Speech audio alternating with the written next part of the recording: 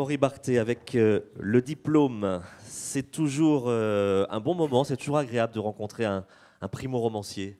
Quelques éléments pour vous présenter. Vous êtes né en 1992 dans la ville des Rois et la ville du Champagne, c'est à Reims. Vous êtes ensuite venu à Paris pour faire vos études. Et alors là, je chausse mes lunettes pour donner exactement le titre de l'établissement pour lequel vous travaillez aujourd'hui. Vous êtes au Haut Conseil de l'évaluation de la recherche et de l'enseignement supérieur. Et vous êtes chargé d'évaluer les grandes écoles et les universités françaises. Jusque-là, on est bon ? On est bon, exactement. Et préalablement, vous aviez étudié effectivement la géopolitique et vous êtes enseignant. Vous avez enseigné aussi la géopolitique. Tout à fait. J'ai donné votre profession parce que dans ce roman, et le titre en parle bien sûr, vous allez nous parler des grandes écoles. Et justement, et vous allez surtout nous raconter avec cynisme parfois le dysfonctionnement des grandes écoles. On va faire connaissance avec Guillaume. Guillaume, il est professeur d'histoire-géographie. Il est un peu désabusé, il est un peu revenu de tout. Son boulot, c'est plus tout à fait ça. Sa vie sentimentale, c'est pas ça du tout. Et puis, il va croiser le chemin de Nadia. Nadia, c'est cette jeune femme qui aurait bien voulu avoir aussi des rêves, mais que la vie a rattrapé. Et finalement, elle est vendeuse dans une boutique de prêt-à-porter. Et ces deux-là vont se rencontrer. Comment naît cette drôle d'histoire et qui est ce couple ? Qui n'en est pas un d'ailleurs. Tout à fait. Alors, bonjour à toutes et à tous. Alors, effectivement, vous l'avez dit, c'est un roman qui m'a été inspiré par mon métier, qui est d'évaluer les grandes écoles et les universités. Je fais ça depuis 5 ans et dans ces conditions, j'ai été amené à ausculter un peu notre système d'enseignement supérieur, ausculter un peu la méritocratie à la française, enfin plutôt les illusions de la méritocratie.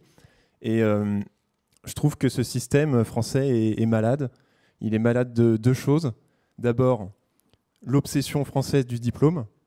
En France, le diplôme détermine de façon très exagérée les destins individuels des personnes.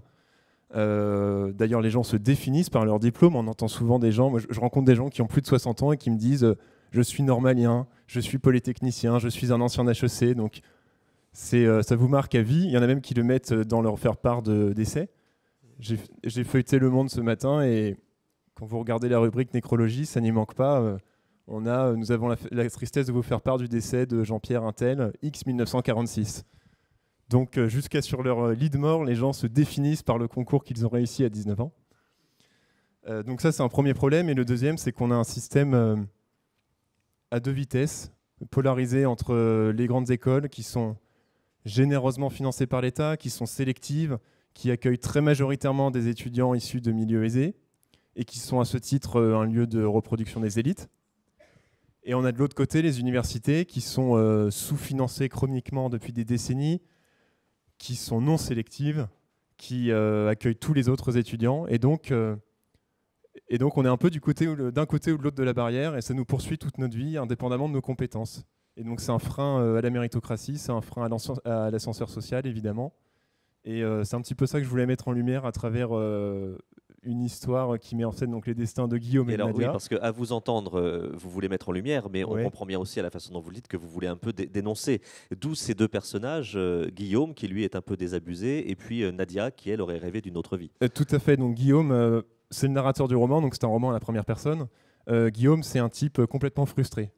Vraiment, c'est ce qu'il définit. Donc il est frustré sur le plan professionnel parce qu'il est prof d'histoire dans un lycée de banlieue et il se fait pas respecter par ses élèves, il se sent humilié, il a l'impression de servir à rien.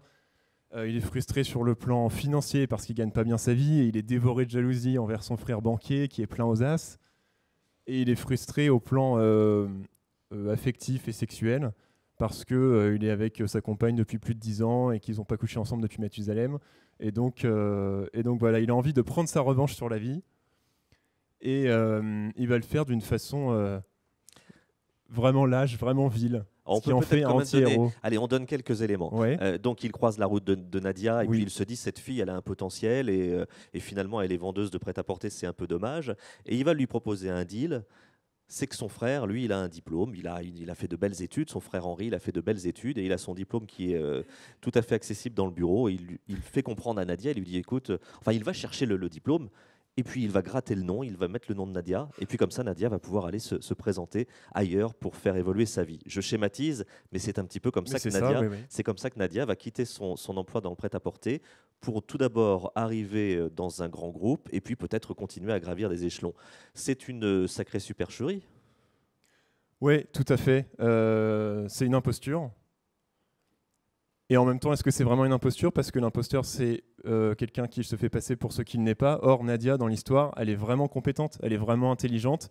Le problème, c'est qu'elle est juste issue d'un milieu populaire, qu'elle est issue de l'immigration, qu'elle n'a pas fait les bonnes études, elle n'est pas issue du sérail. Et donc, elle a ce plafond de verre. Guillaume, le narrateur, va lui offrir une seconde chance, effectivement, avec ce faux diplôme. Et elle va s'inventer une vie, essayer de duper tout le monde grâce à cela. Et ça va marcher ou ça va pas marcher. Je laisse au lecteur le soin de le découvrir. Et puis surtout, la question qu'on se pose, c'est que Guillaume, fait-il ça pour rendre service à Nadia ou fait-il ça pour prendre sa revanche sur la vie?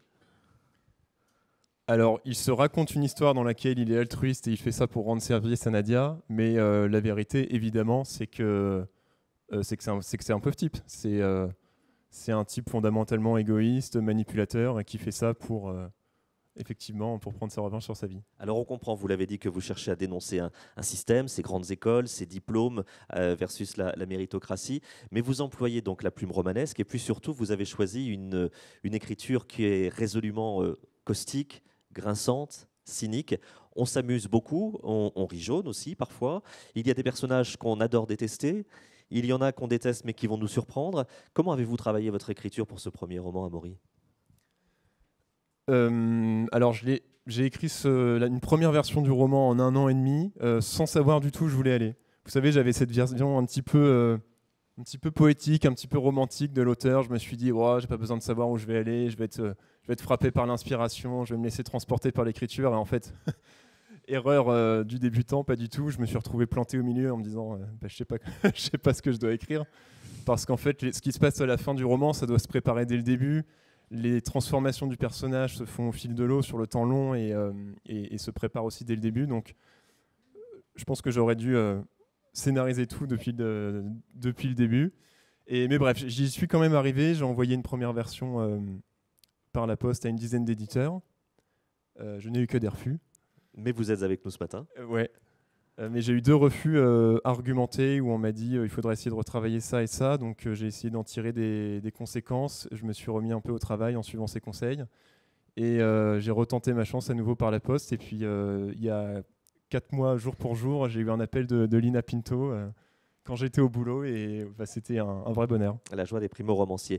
Vos personnages, vous avez l'impression que vous les avez maîtrisés du début à la fin ou à certains moments? Parce que nous avons 5 personnages principaux. Nous sommes sur un laps de temps assez court.